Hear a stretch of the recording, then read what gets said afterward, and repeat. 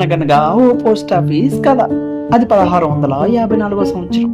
ఓ రాజు అందంగా ఓ love letter రాసి పౌరాయికి ఇస్తాడు. తన లవర్ అయిన రాణికి ఇస్తుంది అనుకుంటాడు. కానీ అది మిస్ అయ్యి వాళ్ళ ఫాదర్కి ఇస్తుంది. మిస్ డెలివరీ వల్ల రాజుగారి లవ్ ఫెయిల్ అవుతుంది. అయితే కోపంలో ఉన్న వాళ్ళ ఫాదర్ రాజుని చంపేస్తాడు.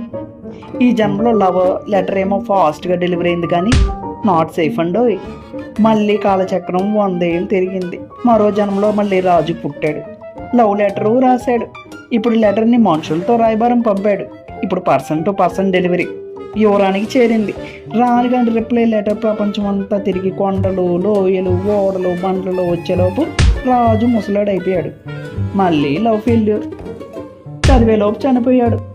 Safe delivery but not fast. మళ్ళీ కాలచక్రం 100 ఏళ్ళు తిరిగింది. 1854 ఇక్కడ పోస్ట్ ఆఫీసులు అన్నీ వచ్చేసాయి. రాజుగారి లెటరు రోడ్డు, ఆకాశం, ఫ్లైట్లలో అలా పోస్టల్ టెక్నాలజీ పెరిగి దేశం అంతా ఫాస్ట్గా వెళ్ళి రాణిగారికి చేరింది. దాంతో వాళ్ళ లవ్ సక్సెస్ అయింది. పెళ్ళి అయింది. ఎంగేజ్లోనే అయిందండోయ్. దాంతో లెటరే కాదు, ఓ పాప కూడా డెలివరీ అయ్యి సుకన్య స్కీమ్లో చేరారు. ఇప్పుడు love success, fast and safe delivery, happy ending. రాజు రాణి ఎవరో కామెంట్ చేయండి.